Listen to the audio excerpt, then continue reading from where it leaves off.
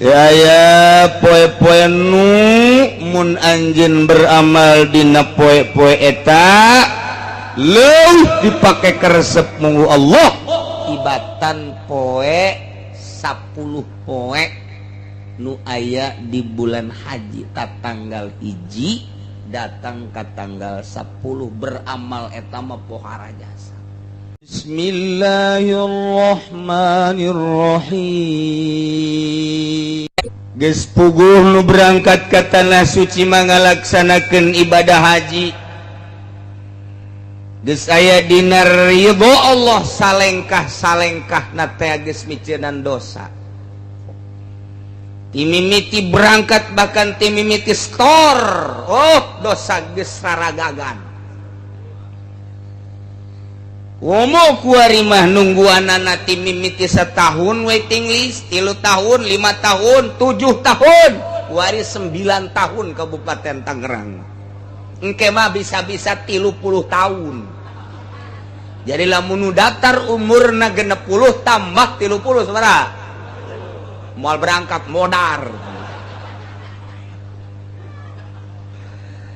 kos gitu cenah aya kamurahan lansia mah bisa diheulakeun ja buktina hese bae mun teu nembak tambah 15 juta hese bae ngaran geus turun mesti dipanggil tetep kudu mere deui 15 juta 25 tambah 15 juta sabaraha. Oh 35 tambah 15 berapa? 50 juta. Masya Allah. Nu jelas kos kitu beta peraturan di Indonesia dengan berbagai alasan kaarti ku urang ge lantaran jamaah haji nu sangat membludak kuotana teu ditambah ku Saudi Arabia.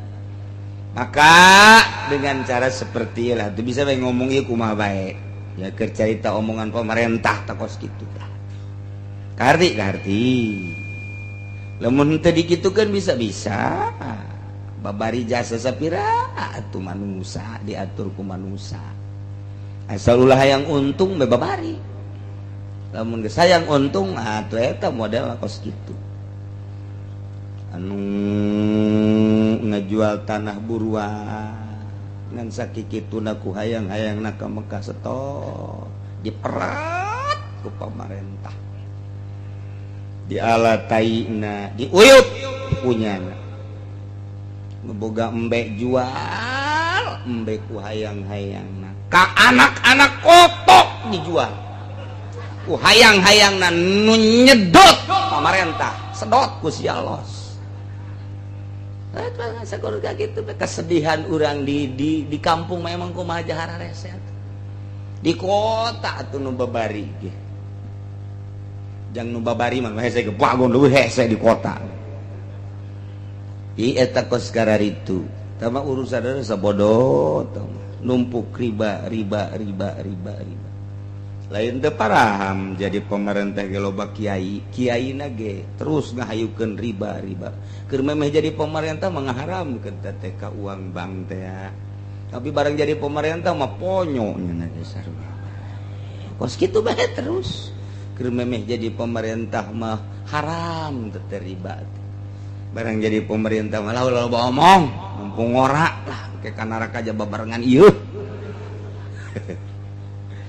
Masya Allah.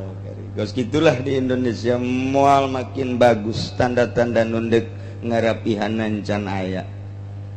di berbagai hulu partai kabeh ahli riba sok dek dukung henteu kaji yang dibejakeun encan aya tanda-tanda jang ngarapihan negara saha atuh dideuleut ti Golkar biang riba biang tama anakan didinya endogan bisa tah mantap kiai nuturkeun Golkar ajur ka kiaianana doh sudah kiai masuk kitu sia nu sok kitu ajur we pokona mah geus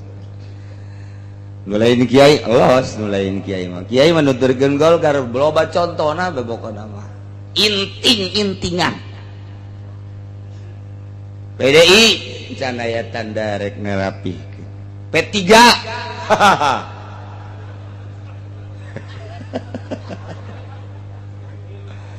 jeung nu sajen-sajenna jadi ieu makin ka dituna makin jero kiai nu tampil can aya di Ibu Pertiwi urang nu bangun deuk ngabener-bener ngarapih-rapih larut jeung maranehan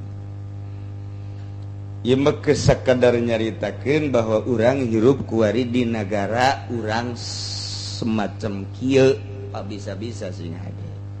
sebab geus paeh mah tadi nu ngabaturan urang amal urang sing hade jadi tanggal hijina adalah poe Rebo geus tanggal 8 tanggal 9 nu sok disebut tarwiyah jeung arpah jatuh pada poe naon tah Rebo Kemis sunah puasa tah poe Rebo jeung poe Kemis malah cek Kangjeng Nabi mamin ayamin ta'malu fiha ahabu ilallah min hadhil ayam teu aya poe-poe nu mun anjeun beramal dina poe-poe eta leuwih dipake karesep munggu Allah tibatan poe 10 poe nu aya di bulan haji ta tanggal hiji datang ke tanggal 10 beramal eta mah pohara jasa tambah jeung tasrekna 3 poe tambah keur meujuna diperhatikeun jasa ku Gusti Allah tambah di poe nu 10 tambah 3 mah geus pohara jasa tambah luar biasa bahkan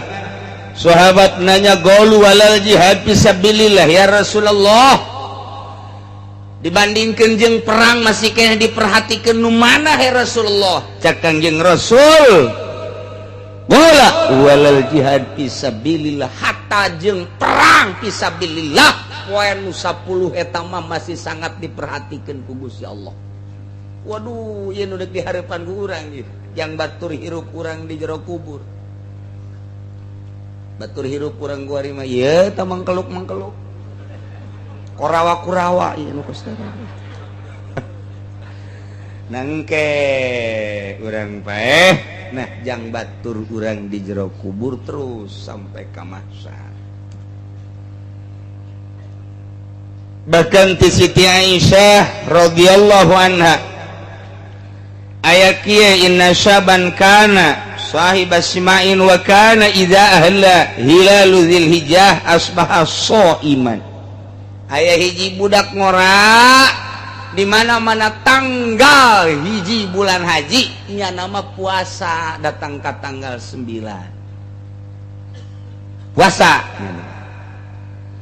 kemudian dibejakeun ka Kangjeng Rasul ya Rasulullah kadenge kabeja